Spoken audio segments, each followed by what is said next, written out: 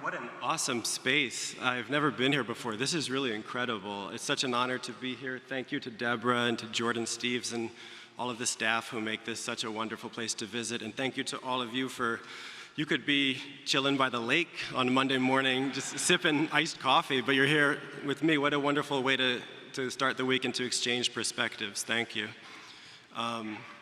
It's also just a frankly dizzying time to try to attempt to contemplate the enormity of the political and social challenges our society is now enthralled to. I was recently teaching a 2-week nonfiction writing workshop in Saratoga Springs one evening, and I read a section of a book I've been working on for the past 3 years. The manuscript traces a recent period of American history, roughly bookended by the death of Trayvon Martin in 2012, and the war in Gaza and the subsequent college protests and encampments of 2023 and 2024. In that project, I'm trying to make sense of the opposing but mutually reinforcing dynamics of, on the one hand, the social justice movement that peaked during the pandemic-inflected racial reckoning of the summer of 2020, and on the other hand, the right-wing populist reaction that both feeds off of and exacerbates that same illiberalism coming from the left. As I was trying to set up the section of my book in progress that I was going to read, which dealt with the insurrection of January 6th, 2021, I had to acknowledge that it really is becoming harder and harder to think lucidly about the present moment and the recent American past. Events seem to be moving at an ever-increasing clip. The novelist Philip Roth famously lamented in his 1961 essay, Writing American Fiction, that actuality is continually outdoing our talents, and the culture tosses up figures almost daily that are the envy of any novelist. As I stood there trying to make sense of the failed coup Donald Trump provoked in Washington, D.C. just 3 Januaries ago, I couldn't help but feel the actuality of the failed attempt on his life just 2 days earlier was swiftly outpacing my ability to impose order on the chaos of American reality in the way that is demanded not just by artistic imagination, as Roth intended, but by serious nonfiction writing too. These are genuinely hallucinatory times we find ourselves thrust into. It's getting harder and harder to remember all the little ways our political life used to be much different, much saner, more human in scale, prior to the extreme fragmentation and acceleration of reality through technology and spectacle, namely through the pervasiveness of social media and the ubiquity of smartphones. But that is why one of the most urgent tasks before us now is to record and reflect critically on the excesses of the not-so-distant past and the enormous normative shifts and challenges that recent past has produced for us, so that we might finally achieve our American democracy in a just and lasting way.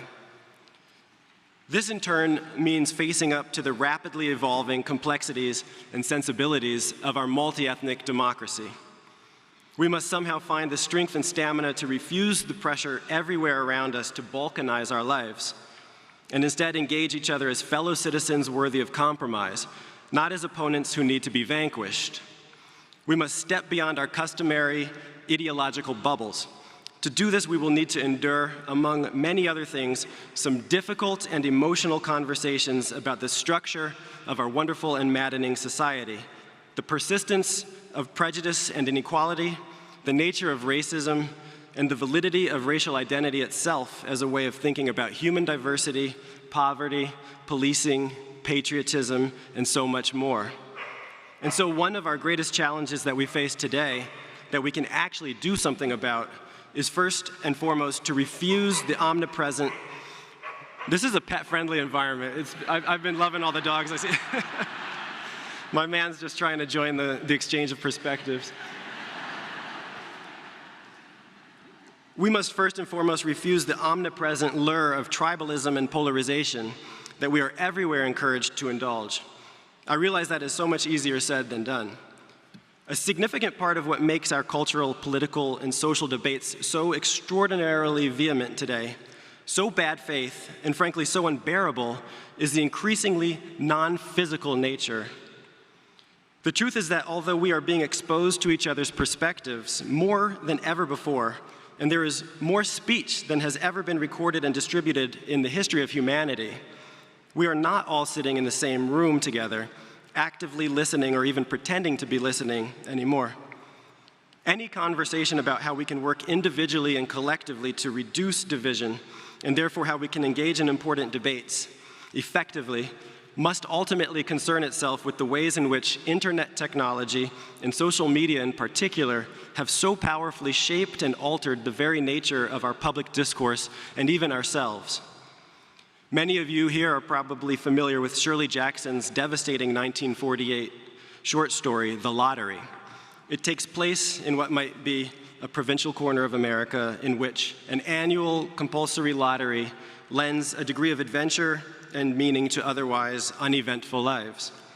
One summer morning, a man named Bill Hutchinson draws a winning ticket. Bill's wife, Tessie, whose demeanor has been calm until this point, shifts and she pleads for a redo. Instead, a second round determines which of the 5 members of their family will be the ultimate winner. This time, Tessie pulls the marked slip.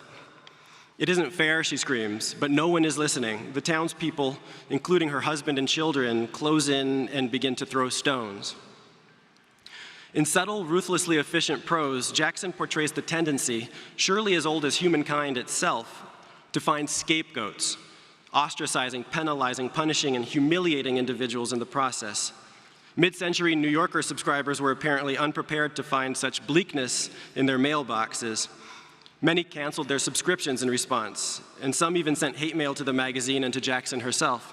The story was even banned in South Africa.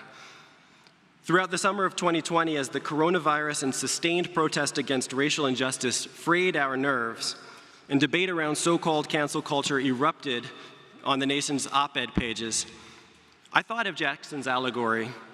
Mercifully, we don't obliterate each other with rocks, nor do we burn each other at the stake for heresy. But it would be naive to conclude that these impulses simply wither from disuse, rather than find alternative outlets for their expression. While the penalty for transgression has mostly decreased from bodily harm to reputational destruction, the public square has expanded from one small town to what is really a global surveillance state, a wicked noosphere, to borrow Teilhard de Chardin's phrase, of total attention. Consider what happened to the former editor of the New York Times opinion pages, James Bennett, in the summer of 2020, when he was forced to resign simply for publishing an op-ed by a sitting senator, Tom Cotton, on the hotly debated topic of how to reestablish order in American cities that were in the throes of sometimes extremely violent riots in the wake of George Floyd's murder. Reasonable people can disagree on the wisest path forward in times of chaos, but the possibility of debate and good faith disagreement had degraded at that moment to such an extent that Bennett's own junior colleagues took to social media to make the extraordinary claim that the very act of even hearing a point of view they disagreed with literally put Black people's lives in danger. An astonishing rhetorical leap that was nonetheless taken seriously with lasting real-world consequences. More recently, look at what happened to Claudine Gay at Harvard, whose career became untenable not even for expressing the wrong opinion, but for failing to adequately vocalize the correct one. I could go on and on. Most of us are neither high up on the masthead of the New York Times nor running an Ivy League university.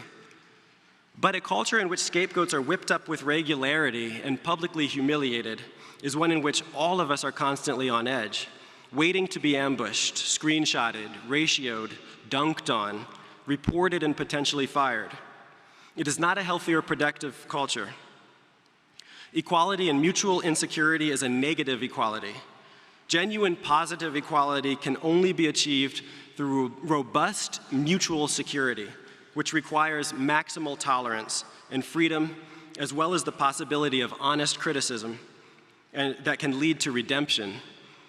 The boundary between the infinite and infinitely judgmental internet agora, where individuals become ideas, epithets, avatars of virtue or stigma, to be celebrated or cast out, and our local physical lives, has perilously eroded.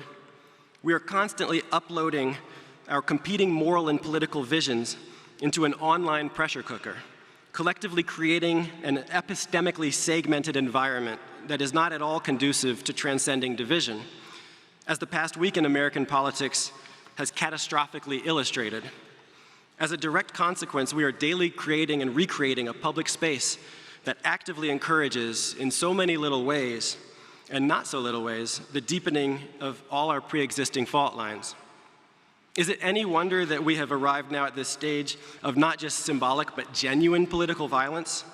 The loudest and most cantankerous voices on the internet, including some of our highest profile political leaders, have been for some time now cavalierly and cathartically whipping up visceral feelings of enmity, contempt, and moral superiority in rituals of public shaming that bond us.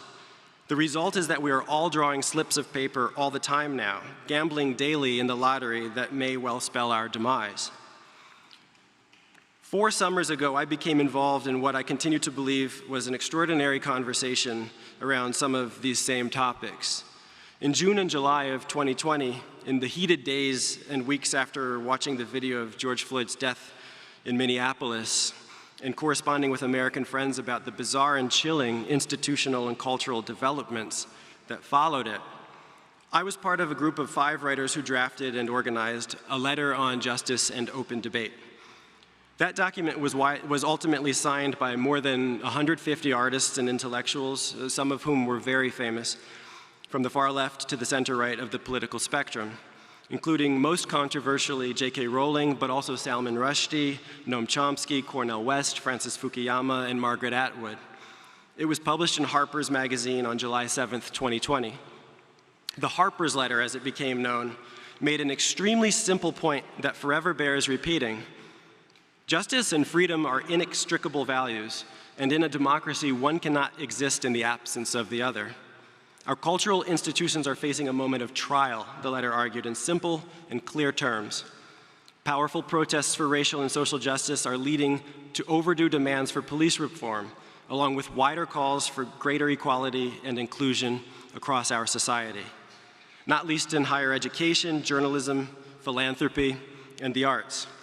But this needed reckoning has also intensified a new set of moral attitudes and political commitments that tend to weaken our norms of open debate and toleration of differences in favor of ideological conformity. As we applaud the first development, we also raise our voices against the second. The forces of illiberalism are gaining strength throughout the world and have a powerful ally in Donald Trump, who represents a real threat to democracy. But resistance must not be allowed to harden into its own brand of dogma or coercion, which right-wing demagogues are already exploiting. The democratic inclusion we want can be achieved only if we speak out against the intolerant climate that has set in on all sides. That was the language of the letter. The letter identified an intolerance of opposing views, a vogue for public shaming and ostracism, and the tendency to dissolve complex policy issues in a blinding moral certainty. And it stressed that the restriction of debate, whether by a repressive government or an intolerant society, invariably hurts those who lack power and makes everyone less capable of democratic participation. The way to defeat bad ideas is by exposure, argument, and persuasion, not by trying to silence or wish them away. Despite the letter's frankly anodyne message, truly the bare minimum for a liberal, open society, the text proved powerfully divisive and was viewed millions of times on the Harper's website alone, translated and reprinted in leading newspapers around the world, from Le Monde in France to El País in Spain, Die Zeit in Germany, La Repubblica in Italy, La Riforma in Mexico, and also in publications in Japan and the Netherlands. Though it purposefully avoided using the term, the letter immediately became part of an explosive and ongoing debate around the subject of so-called cancel culture that continues to this day. Free thinking is not harmful to disadvantaged social groups. A group of 100 Spanish-language intellectuals, including the Nobel laureate Mario Vargas Llosa, put in their own open letter in support of the Harper's letter. They continued, on the contrary, we believe it emancipatory, and censorship, however well-intentioned it may want to present itself, is counterproductive. This is a position that proved extremely controversial at the time of the letter's publication, and to my chagrin and continuing surprise, has remained so in the years that have followed. The exploitative co-optation of justifiable concern over cancel culture by some insincere voices on the right and in the middle, and by elected officials and public figures on all sides, as well as those who simply wish to avoid accountability for misconduct of any kind, has certainly muddied the debate. Critics of the letter, a variety of whom subscribe to a fashionable new theory of quote-unquote anti-racism. I put that in quotes because it's very different than the kind of anti-racism that Martin Luther King or civil rights heroes and intellectuals championed in the last century. This anti-racism holds that reality itself is biased and therefore unsanctioned viewpoints must be restricted. They attack the letter and its signatories with a ferocity and disingenuousness few, if any of us, would have predicted. The backlash arrived in waves that concentrated not at all on the 3 paragraphs of content within the document, but on the timing of its publication and various clusters of signatures appended to it, some of whose names were associated with other views and positions that violated or merely challenged the emerging social justice consensus. The letter was framed as anti-Black and white supremacist, not for what it said, but because of the timing of its release. The presence of Black and other non-white signatories, including myself, was dismissed as an irony, evidence of further racism, internalized and otherwise, not its reverse. Given how, quote, marginalized voices have been silenced for generations in journalism, academia, and publishing, a surprising number of critics argued the current silencing of new voices today is not a significant problem, as if an equality that is achieved by rendering everyone as insecure as oppressed minorities once were is a desirable or effective vision for the future. Still, other critics of the letter conceded the reality of the problem we were concerned with, but accused us of exaggerating its severity, overstating the threat. I realize, though I hope not, that some of you may even feel that I am doing this now. What I know is that you cannot generate such a serious, varied, and ongoing response as our letter garnered if your argument is purely a straw man, if what you're worrying about has no merit in the real world. In the letter we wrote, the way to defeat bad ideas is by exposure, argument, and persuasion, not by trying to silence them or wish them away. Our group, our team, our tribe, our nation, our color, does not and cannot ever possess the entirety of the truth. Yet together, through what the great writer and Renaissance man Albert Murray called productive antagonism, through speaking and listening and correcting and elaborating and building on each other's views, we can get that much closer to the truth. It is important to always remember this. And so we engage in difficult debates most effectively in the long term, if not for the immediate thrill of the echo chamber, when we attempt to apply the same degree of scrutiny and skepticism to our own ideas and biases as we do to everyone else's. This is a tool of change both powerful and directly under our control. In identifying our own blind spots and biases, we also preserve the possibility of good faith disagreement. We make possible conversations that reach beyond glib superficiality. Genuinely important conversations require freedom of expression and even freedom to make mistakes. We all should want justice, which unequivocally requires inclusiveness. But there is no space that can be truly just or inclusive in which freedom is purposefully or even informally restricted. Openness is not a luxury or a nicety, it's a necessity of a liberal society. On a strictly pragmatic level, we need to cultivate diverging viewpoints because the reality is that we don't know a priori what the truth will turn out to be or what the world will next require of us. As Christopher Hitchens argued, it's not just the right of the person who speaks to be heard, it's the right of everyone in the audience to listen and hear. And every time you silence somebody, you make yourself a prisoner of your own action because you deny yourself the right to hear something. We cannot preemptively cordon off perspectives as a means of paradoxically fostering inclusivity. It is a form of hubris to believe that we have the wisdom to know how to restrict thought and speech. Just think, for instance, of the enormous harm we've done ourselves, for one painful example, by implicitly, informally preempting the legitimacy of dissenting opinions regarding President Biden's continuing viability as a candidate and the possibility of his current and future mental decline. Until the debate this past June forced the issue into the national conversation, it had been deemed beyond the pale to seriously broach it within mainstream media organizations. Such de facto censoriousness denied enormous numbers of Americans the necessary information to make responsible political decisions. The same could be said, for example, of the preemptive demonization of those who questioned the wisdom of school closures during COVID. By the time the Overton window had opened wide enough to permit these views public hearing, enormous damage had already been established. I believe that one of the keys to engaging in important and difficult debates at a time when we have scarcely been more politically polarized, a key, I hope, to sometimes persuading one another of our own hard-earned and particular truths, is to search for ways to de-emphasize the categories that attach to us, to work to see each other and perhaps most importantly ourselves as individuals who are capable of transcending our abstract identities that have been ascribed to us and would seem to divide us. This requires both tolerance and a large degree of humility.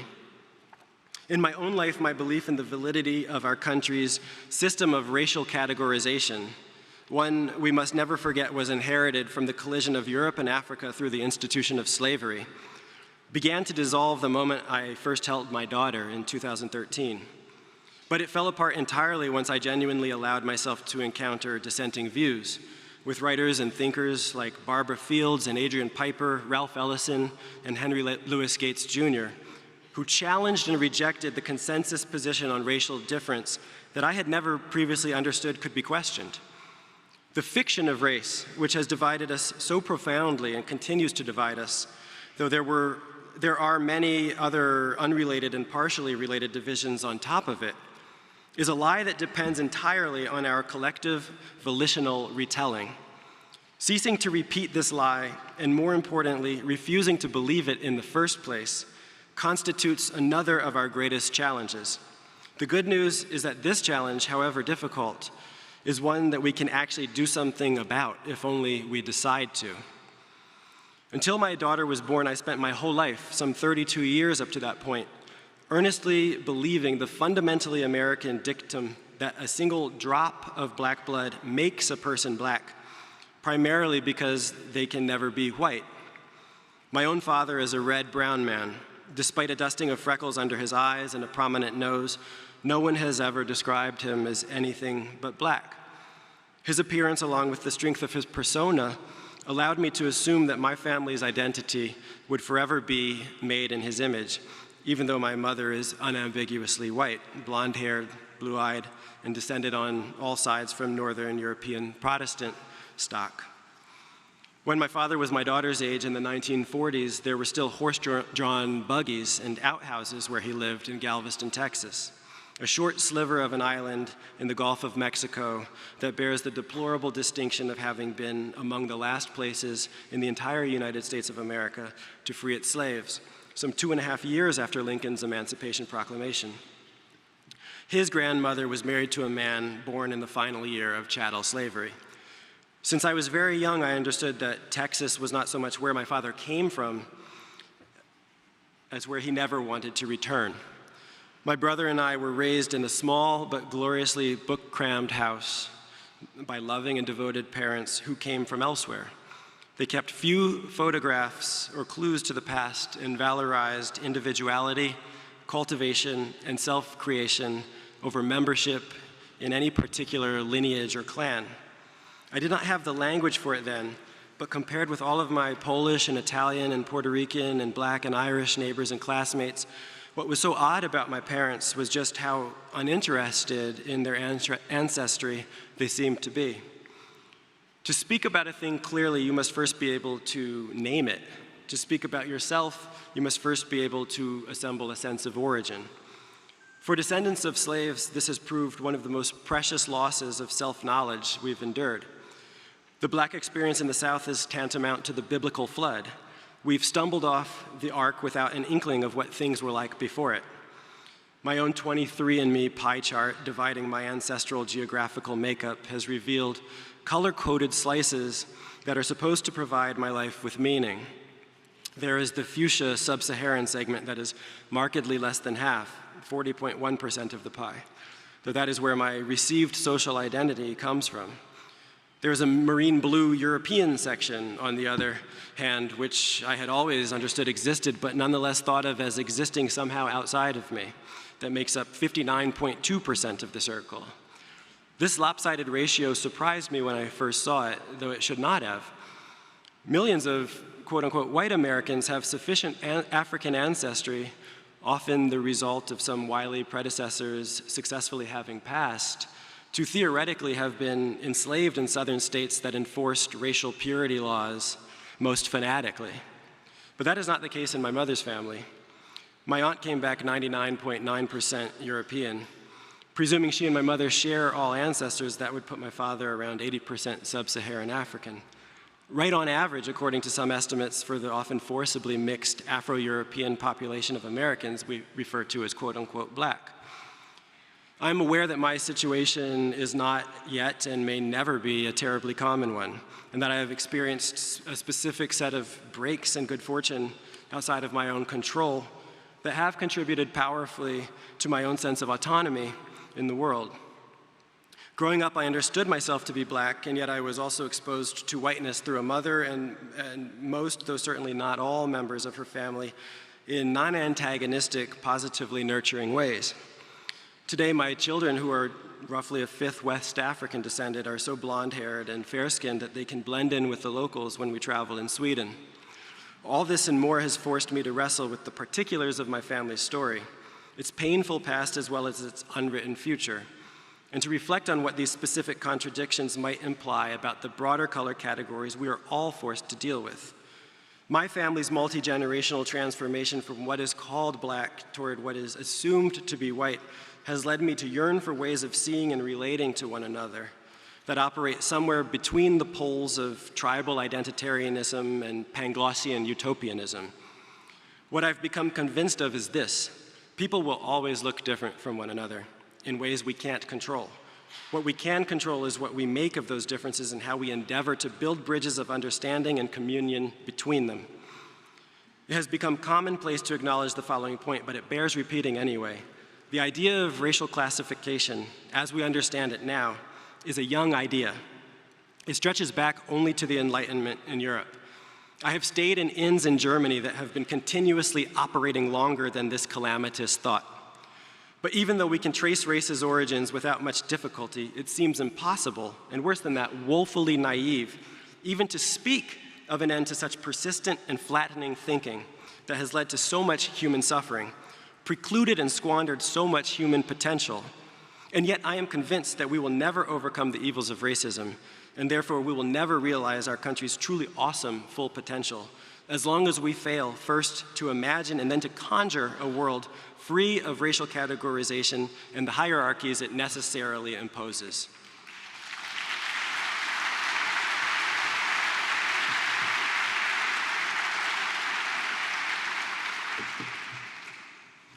Racializing, or gendering, or classing, in other words, cordoning off and othering more and more facets of our lived and shared reality, and rendering each individual we might encounter as somehow representative of actions, views, attitudes, and circumstances of their respective group, perceiving speech as violence and group power and prosperity as zero-sum in essence.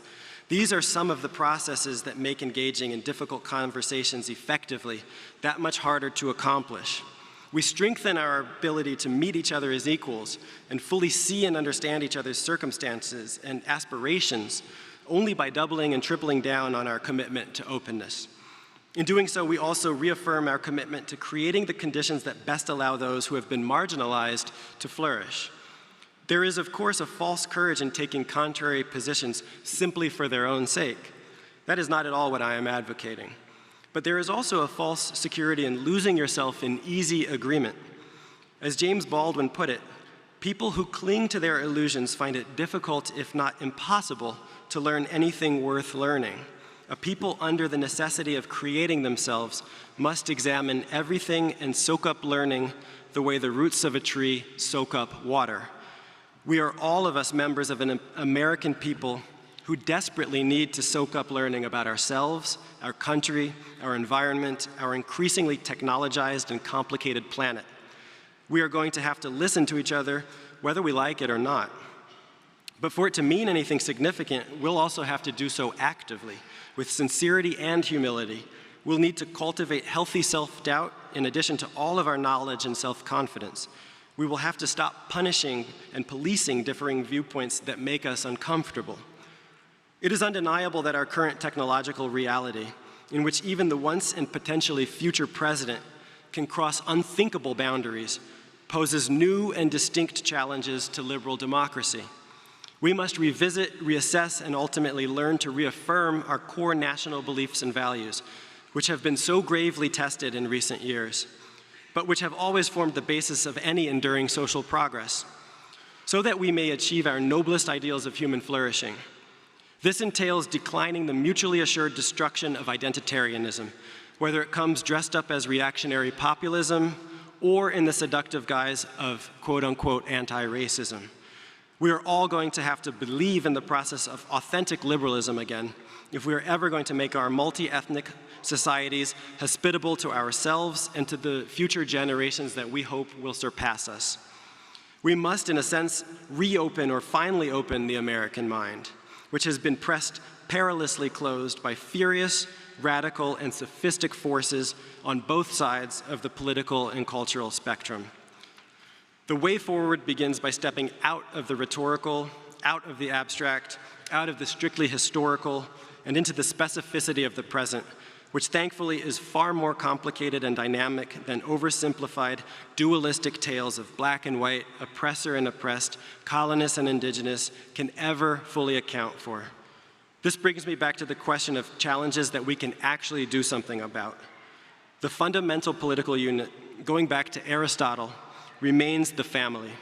That is the foundation upon which the health of the community, whether heterogeneous or homogeneous, is always formed. And there is no getting around this through abstract policies of social engineering or positive discrimination.